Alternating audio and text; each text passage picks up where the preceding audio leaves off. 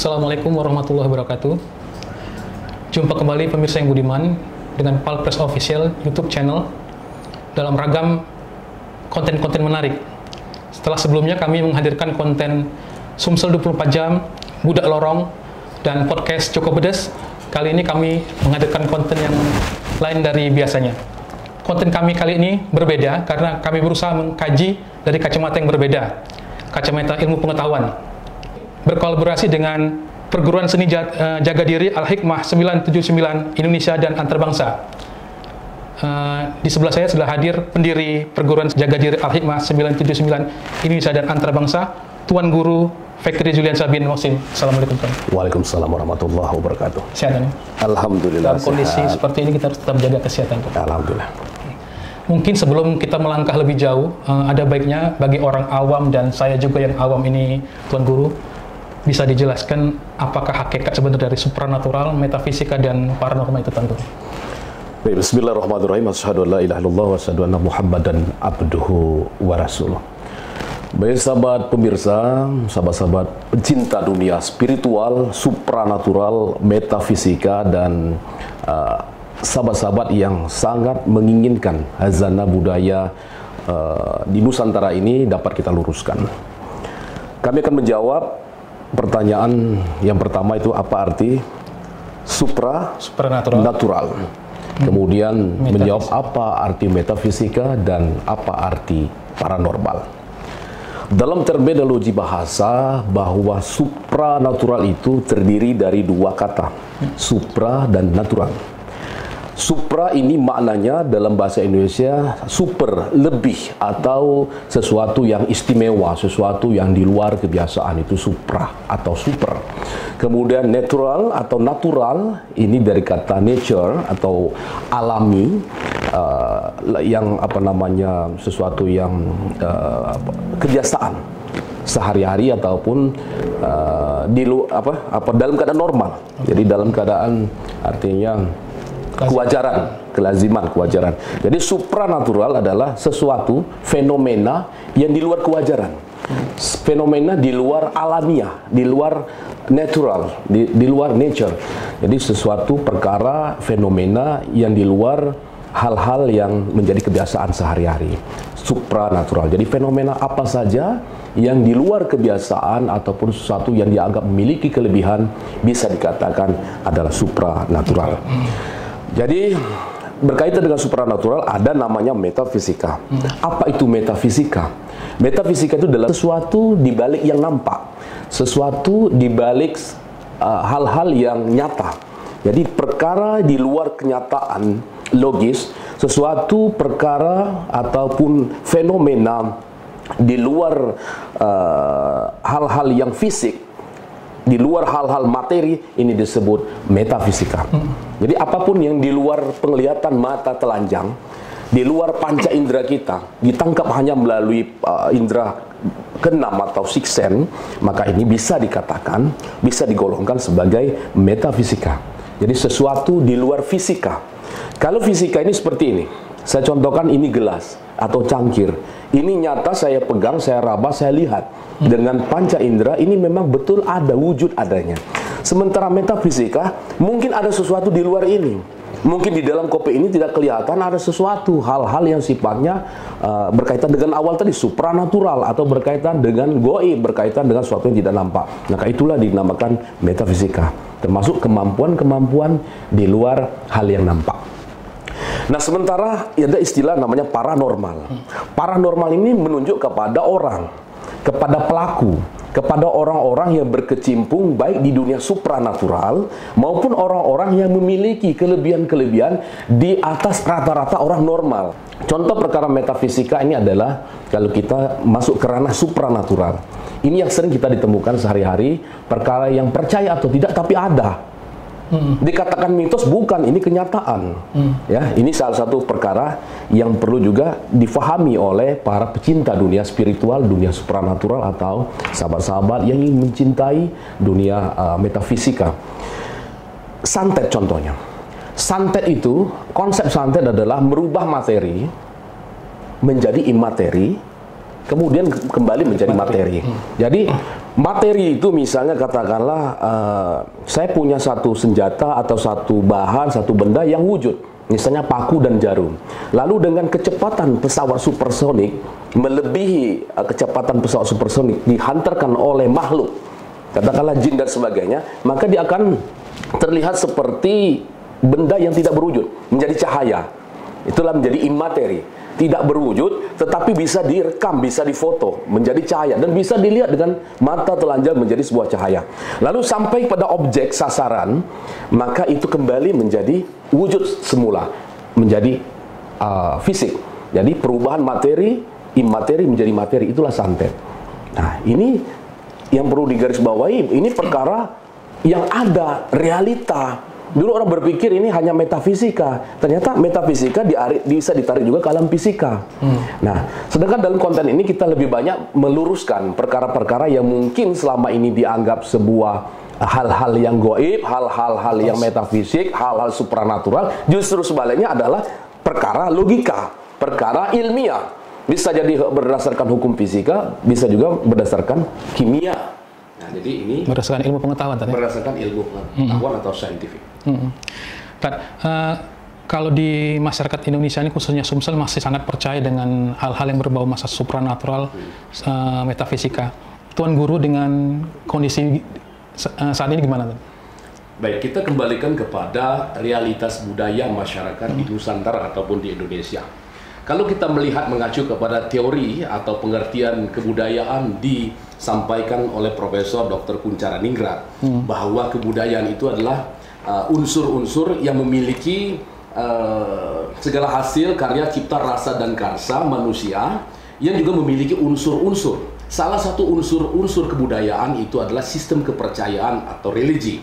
Nah, di dalam sistem kepercayaan di Nusantara, termasuk di Sumatera Selatan, ada namanya mitologi budaya, mitos. Ada pemahaman-pemahaman sistem kepercayaan yang memandang segala sesuatu itu, baik itu dalam sebuah cerita, kemudian dipahami oleh masyarakat menjadi sebuah keyakinan, menjadi mitos. Nah, pandangan kami terhadap masyarakat di Sumatera Selatan khususnya yang masih menganggap hal-hal sifatnya mitos dan sebagainya itu hal yang wajar, karena rumusnya di mana ada kebudayaan pasti ada sistem kepercayaan. Di setiap daerah pasti ada mitos, pasti. Kebudayaan, katakanlah di kebudayaan Batanghari 9, katakanlah baik itu di Besema, di Semende, di Kombring, di Lematang, di Enim, di Palembang, semuanya punya mitos, punya juga legenda, cerita turun-temurun yang belum tentu kebenaran, dinaikkan lagi ke dunia metafisik supranatural, itu namanya mitos, ada sebuah keyakinan. Kalau di Sungai Musi itu ada buayo, ada yang nunggunya ini, penunggunya ini. Kalau di Gunung Dempo itu ada puyang raja nyaut, mitos yang berkembang. Lalu bagaimana pandangan kita? Kita menyikapi hal ini dengan sebuah hal yang wajar, tetapi bagaimana kita meluruskan, jangan sampai masyarakat salah memahami bahwa perkara-perkara mitos ini kemudian berkembang menjadi bukan hanya konsumsi harian, tapi juga sudah menjadi kepercayaan yang berlebihan, bahkan menuhankan selain Allah. Dan ini yang harus kita luruskan.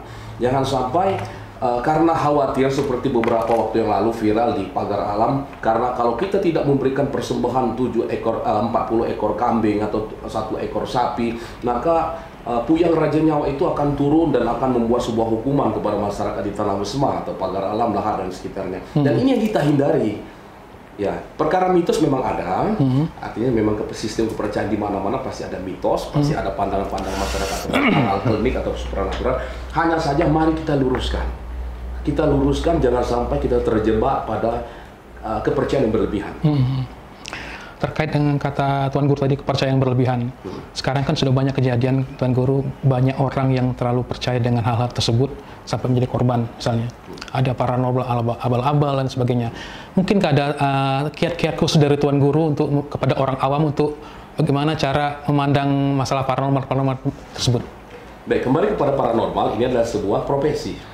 Profesi, kalau dulu mungkin orang hanya berpikir kalau paranormal ini ya hanya sedang istilah dukun dan sebagainya, tabib dan sebagainya. Tapi ketika itu juga saya di tahun 2003 berusaha masuk dalam sistem keparanormalan, sistem organisasi untuk apa? Untuk meluruskan juga, dan agar juga kita meskipun namanya tetap tanda petik paranormal, tapi kita berada paranormal yang berada di jalan kebenaran, artinya yang lurus, meluruskan, tetap berada di koridor dengan mengedepankan nilai-nilai yang telah diperintahkan Allah, khususnya kita Islam dalam Al-Quran maupun As-Sunnah. Jadi bagaimana pandangan kami dengan paranormal? Paranormal itu profesi. Paranormal itu profesi. Tidak semua juga paranormal itu menyesatkan. Tidak semua paranormal itu juga mengajak kepada hal-hal kemungkaran ataupun malah membuat jauh daripada Allah. Paranormal ini hanya sebutan. Nah, kita juga sedih karena ada oknum-oknum paranormal juga yang menjadi sasaran fitnah ketika dia berprofesi sebagai pengobat alternatif. Sementara bahasa istilah yang dipakai saat ini adalah paranormal. Orang-orang yang memiliki kelebihan di atas rata-rata orang normal atau punya intensitas kesibukan profesi sebagai pengobat alternatif juga tidak sedikit yang disebut dengan paranormal. Artinya mereka juga kena imbas daripada efek-efek negatif untuk sebutan paranormal. Memang di dalam konteks bahasa Indonesia, kalau kita melihat itu ada namanya perluasan makna. Ada juga penyempitan makna. Kalau dulu mungkin paranormal itu hanya sempit maknanya menunjuk pada dukun ataupun orang-orang yang hanya berprofesi sebagai pengobat alternatif. Sementara kalau kita membahas secara umum atau sekarang mengalami perluasan makna, bahwa paranormal itu untuk sebutan siapa saja, baik itu tabib, sinse, tukang urut yang memang dia di luar kebiasaan-kebiasaan orang normal bisa dijadikan, bisa dikategorikan sebagai paranormal. Jadi indikator paranormal itu bisa juga digunakan ataupun disematkan kepada orang-orang yang memang memiliki kecakapan khusus, keterampilan khusus, tapi tidak dimiliki oleh orang pada umumnya. Misalnya kelebihan dari hal misalnya katakanlah refleksi. Kalau dulu kami di Ikatan Paranormal Indonesia ataupun mungkin di PPS, Paguyuban Paranormal Sujaya, kita memasukkan juga ahli-ahli pijat refleksi juga bagian daripada organisasi Ikatan Paranormal atau Paguyuban Paranormal Sujaya. Kenapa? Karena ini mereka bekerja punya kecakapan, keterampilan khusus di atas rata-rata orang normal. Jadi ada perluasan makna. Tidak lagi serta-merta kalau paranormal itu hal-hal yang gaib saja. Jadi paranormal, orang-orang yang memiliki kelebihan di atas rata-rata orang normal, punya kecakapan dia dengan tangannya seperti ini. Ikhwan Gusma dia dengan Toto Syaraf, dia bisa dikatakan paranormal. Paranormal itu tidak identik dengan langsung supranatural. Tidak identik dengan goib. Dengan goib, belum tentu. Kelebihan-kelebihan di atas rata-rata orang normal. Demikian. Jadi pandangan kami, tetap kita berpikir bijaksana bahwa tidak semua paranormal itu jelek, dan juga hati-hati juga dengan oknum-oknum paranormal yang memanfaatkan kelebihan-kelebihan di bidang trik-trik sulap khususnya yang digunakan sebagai modus penipuan di dunia alternatif dan supranatural. Terus kalau cara kita trik khusus untuk biar kita aman dari tanda kutip paranormal yang nggak lurus gimana, Tan? Untuk trik-triknya adalah begini. Sebagai insan yang beragama, wabil khusus kepada saudara-saudaraku muslim dan muslimat, untuk terhindar daripada penipuan-penipuan dari oknum-oknum paranormal, oknum-oknum pengobat alternatif, bahkan orang-orang yang mungkin tidak menyebut dirinya atau tidak mau disebut paranormal, tidak mau disebut pengobat alternatif, tapi menjalankan aktivitas di bidang pengobatan ataupun memiliki kelebihan yang sebenarnya adalah sebuah trik penipuan. Bagaimana kita mengatasi hal ini adalah dengan pertama kita harus mengembalikan perkara ini, iktikad kita, niat kita kepada Allah SWT. Kalau kita mendatangi orang pintar, mendatangi oknum pengobat alternatif, oknum paranormal, diniatkan dulu itu sebagai jalan wasilah atau itu menjadi perantara syariat. Kita meminta hanya kepada Allah. Jadi iktikad dulu kita luruskan. Jangan mendatangi paranormal, mendatangi pengobat alternatif, kita itu menyerahkan urusan semuanya totalitas kepada mereka. Yang harus dilakukan ini adalah merubah niat dulu. Niat kita adalah niat berobat. Berobat tanpa perantara kan tidak mungkin Allah langsung obati. Jadi Allah kan menurunkan orang-orang yang dikehendaki sebagai wasilah. Al-Quran juga sebagai wasilah, sebagai penawar bagi orang-orang yang percaya. Jadi pertama luruskan niat kita, iktikad kita dalam menemui orang-orang yang memiliki kelebihan-kelebihan tadi seperti paranormal. Kedua, sebaiknya adalah lakukan sholat istikharah.